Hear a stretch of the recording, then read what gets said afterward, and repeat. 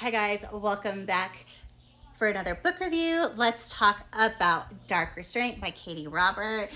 So let's talk about this one. So as everybody knows, this is part of the Dark Olympus series. And so this one I'm going to straight up say to you right now, I was granted a wish actually for this one from Net Gallery. It was like they had quit taking like ARC requests on it, and so I had put in like a grant, like I wanted to put it in a little wish list, and they actually granted my wish on it. So I was really excited for that because, as most of you know, I have read the rest of the series, so I was like, woohoo. So I went ahead and read this one, and so I'm gonna tell you what, this one, I'm gonna straight tell you, this one's a little bit on the darker side, and that's probably why this one actually.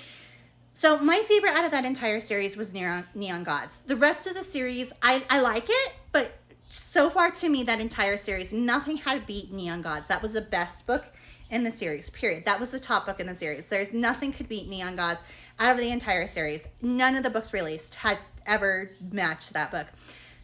This one is kind of tied up there with that. I'm going to be honest with you. It's really good. Like, it's really, really good.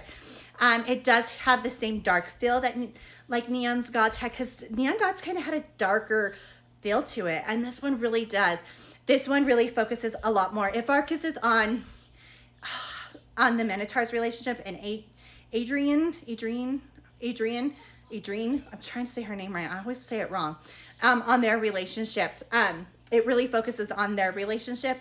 And so because of that, it has a lot of more of the darker elements, because you know he's kind of a morally gray character. He's really dark. Like, I mean, a lot of the guys in the series are more darker, morally gray, but he really, like, he pushes the boundaries. Let's be honest. He's really pushing the boundaries, kind of like Hayes did. He really pushed those boundaries too, and I know some of the other guys did too, but he really pushes those boundaries. To me, he just really does.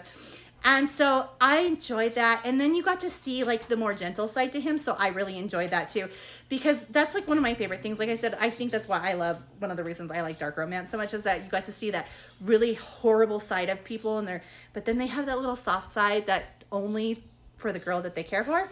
Really get to see that with this one. So it really focuses on that. There is the smut in it. As everybody knows, this series is very heavy in the smut. It is very, very spicy. So if you are not aware of that and you have considered picking up this Dark Olympus series, be prepared. They are extremely spicy. This is a smut series. Yes, there is a plot. I do feel like the plot really picked up on this one. I feel like in some of the other books, we really kind of lose sight of the plot, and I feel like it really focuses more heavily on the romance, and you kind of lose sight of that plot. Like, it just really picks up on the romance and the characters, which is fine. Like, I was okay with that. But this one, you don't. This one, the plot is right there. Like, it's eye for eye with the romance and the characters. Like, it's eye for eye. It really, really builds in this one. And that is just the best way to put it. And actually, I was here for it. I actually adored that. It was like, I was here for it. I loved it. I was totally here for it. I was like, yes, this is great. This is awesome.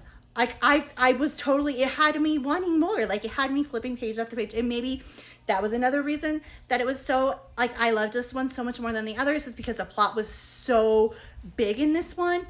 I don't know.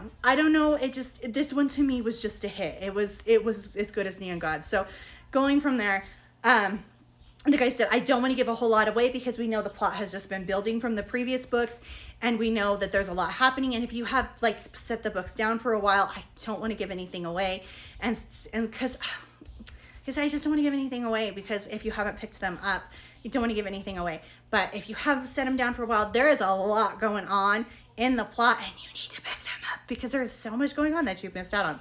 So going from there, like I said, this is my favorite one. It's a little bit darker, definitely got the spice going on, really heavy on the plot on this one, moves at a fairly quick pace. My favorite, like I said, right up there with Neon Gods. Like, they are tit for tat, they are tied. So if you love this series, or if you have read the last book and you're kind of like, I don't know if I want to pick it up anymore, pick it up. This is good. This is right up there with Neon Gods. This is one of the good ones. But if you are somebody who does not like the darker aspects, then you might not appreciate it. Like, I was reading through the Goodreads reviews, and I saw some people that were kind of iffy on this one, and I'm like, why?